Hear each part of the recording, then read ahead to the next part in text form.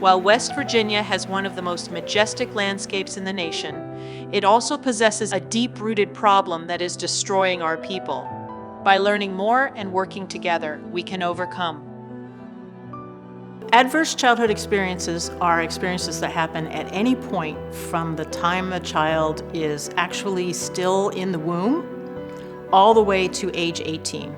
Things like abuse, neglect, someone in the household using drugs.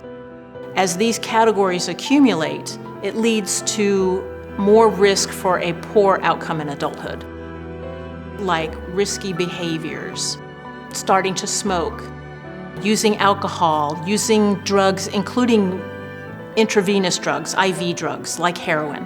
Poor health outcomes, heart attack, stroke, diabetes, risk for cancer, the major causes of early death.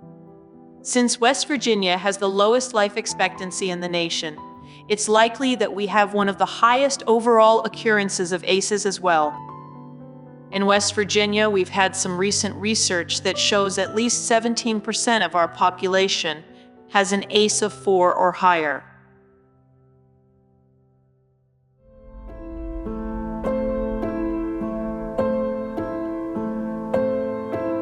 Daily life for me and as a child was pretty scary. My mother was a stripper, my father was a truck driver. He was killed by a drunk driver when I was about 2. My mom quickly became a prostitute. The first time I got high was with my babysitter, without the babysitter realizing like I was a child sitting next to her. She went to pass it to me and everyone kind of laughed, was like, oh no, and they passed it around me. And I watched everyone in the circle, so when she made the same mistake again, I hit it and everyone started laughing even more. I became the child that everyone liked to get high. I was 5 years old. Mother told me one time as a child, she had asked me if I was okay with it and told me that we really needed money and I was okay. Perpetrator came in, he had a big camcorder, he gave me a bath, he had touched me, they took a video of me naked on the bed. To this day I don't know where that video is. It's kind of a haunting thought.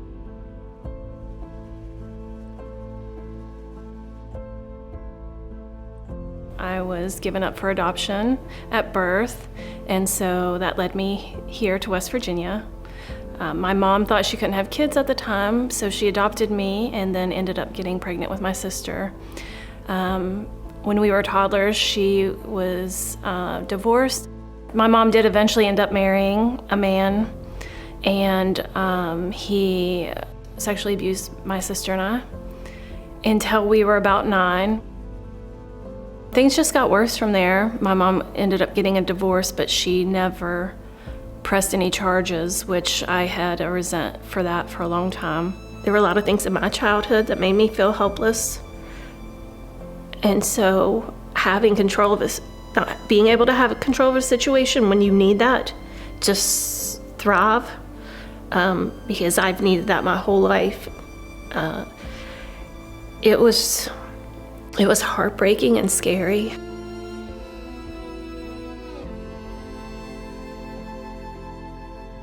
I remember probably I was maybe in the 4th grade, 5th grade, and their relationship had fallen apart so much that it caused my mother to either be detained and put into some psychiatric help, or maybe she had self-committed and sought help herself. But I remember coming home and mom's not home, and when you think that mom's been arrested or dad's been arrested, you don't know what that means. Do they come back? Do they come back in a year or 10 years?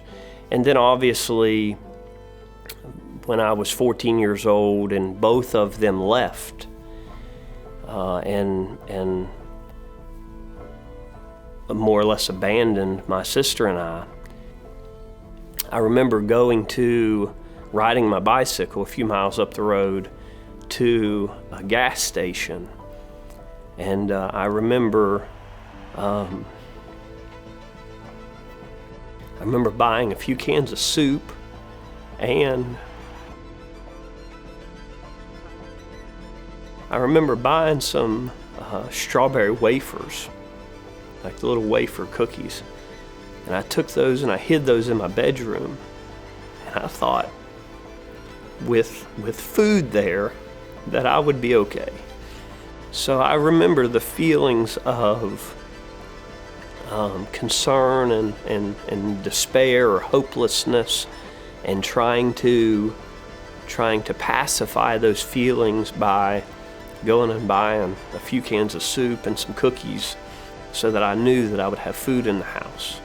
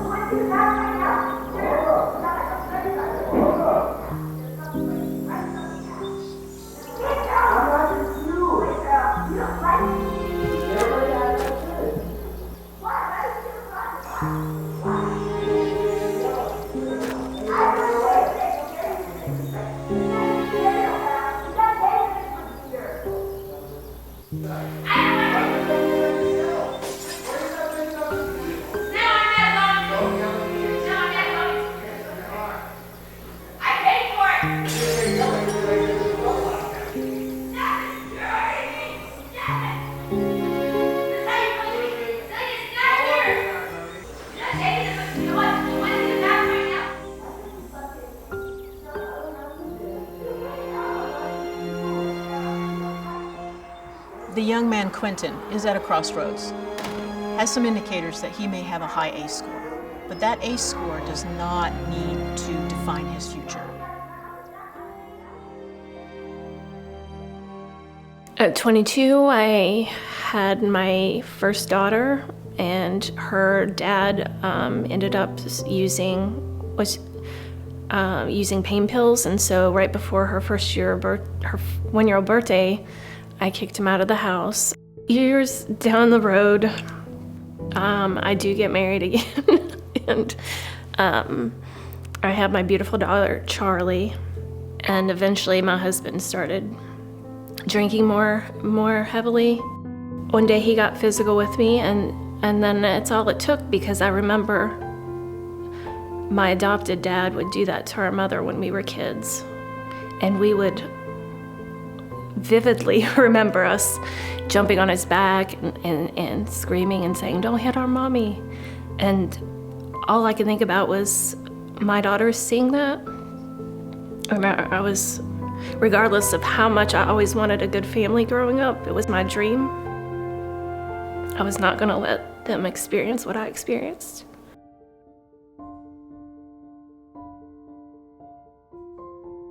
I did not want that generational trauma to continue, and I wanted her to know that there are great things in life, and that through hard work that she could achieve that, being an example.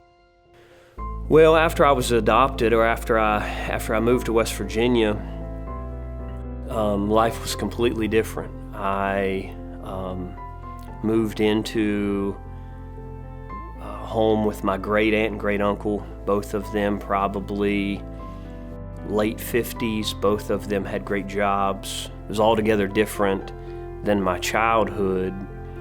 And as a result, I viewed it as a fresh start. My adopted mother, Marie, I remember sitting at her kitchen table with her and my adopted father.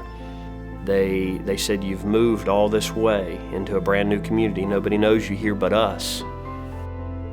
And they shared with me that I had the opportunity to walk into the school and be whoever I wanted to be, and to rewrite my story. And I never forgot that. When I became a mom that wasn't a good mom, and I realized I'm sick and I need help, it made me realize she's sick too. Like, I had to think about how she was raised and how she ended up the way she is. And then you start getting into generational trauma and how it's just kind of passed down, and it opens your eyes a lot. Generational trauma is when we have families who may not have dealt with the trauma that they had in childhood. What we know is that patterns in the past can be repeated in the future. Sometimes young people can't identify, or they get confused about their emotions, and then they handle them in inappropriate ways. Quinton. Are we talking about social emotional development? What we're really focusing on is the prevention of toxic stress and trauma. And when they're having a difficult time, can they talk to us about it? Your teachers have been really worried about you lately. They said you seemed really tired in class. Hey everyone, so today is the day to get some things done. How many of you created a sound recording? Yeah. My parents have been fighting a lot and I can't sleep. Wow, that must be tough to not get any rest and then have to come to school. What we know is that building relationships, communicating, and having positive childhood experiences can balance what they're experiencing that might be adverse. Hey, remember the other day we were talking about possibly getting you a big brother? Yeah. I talked to your parents and they thought that was a great idea. You get to meet your big brother today. Hey Quinton, I'm Aiden. I can look back and give names and places, even moments in my life where there was somebody who made such an impactful difference in my life that it changed the trajectory of where I was going. I think about Mrs. Smith, my guidance counselor. She put me in agriculture education classes, and it was my ag teachers, Mr. Don Stevens, Mr. Jason Knopp, Mr. Jason Millball. They had a great deal of influence over me, and I found that being involved in the FFA and these agriculture training classes, leadership training classes, began to fill a void that the drugs and the alcohol and the running around had left in Florida. I work a 12-step fellowship that has helped me wonders, and I have a wonderful therapist. She's absolutely amazing. It's Dr. Patricia Van, and I don't know where I'd be without her. She actually showed me an unconditional love that I never had before.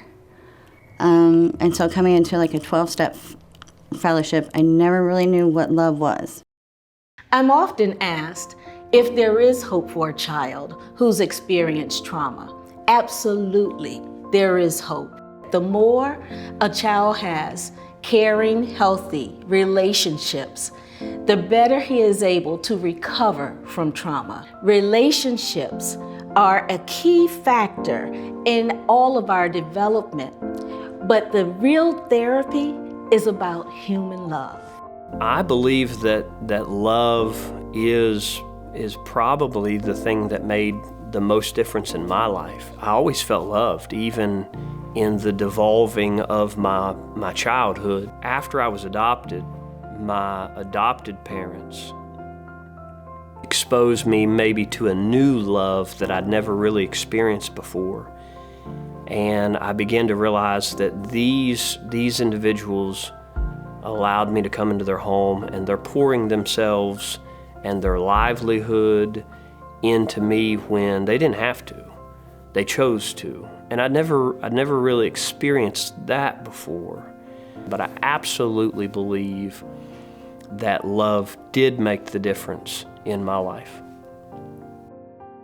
There's no perfect outline for raising the perfect child, but we can do some things better if we talk and learn. So once we open ourselves to some different ideas, we might be able to help the child overcome even sooner. Any parent can support their child's resilience by really helping a child understand it's about pushing forward and persevering but also helping the child to see that there's hope for their future, helping the child realize that their life has value and that they have a bright future ahead of them. I told everyone at the end of last year that this was going to be one of my best years. And so I was accepted into Leadership West Virginia this year. I was awarded 40 under 40 by the State Journal. My biological brother and sister, this year, they found out that who I am, and I got to meet them and hug them and all the things. And so if we just focus on us and the people that we love, we'll have a better chance of meeting all of our goals. My wife and I have been married for 12 years. We have 5 children, 4 of which are biological, 1 of which we adopted. We're foster parents. I have the opportunity to serve as pastor of a great church in a great community. I have the opportunity to work as a delegate for this county, Mason County, and for Jackson County, where I grew up after adoption. The opportunity to change my life, the privilege to have a fresh start has absolutely came to fruition. And now the opportunity to change my children's life and to break the link in the chain that oftentimes we see. I couldn't ask for a better life. I have a great relationship with my son. My oldest son's my #1 supporter. I absolutely love my job. It's a blessing to have. I'm buying a house. I have a college education that I continue to work on. This time next year I'll be in my master's. I'm blessed. I have a life. I have a wonderful life.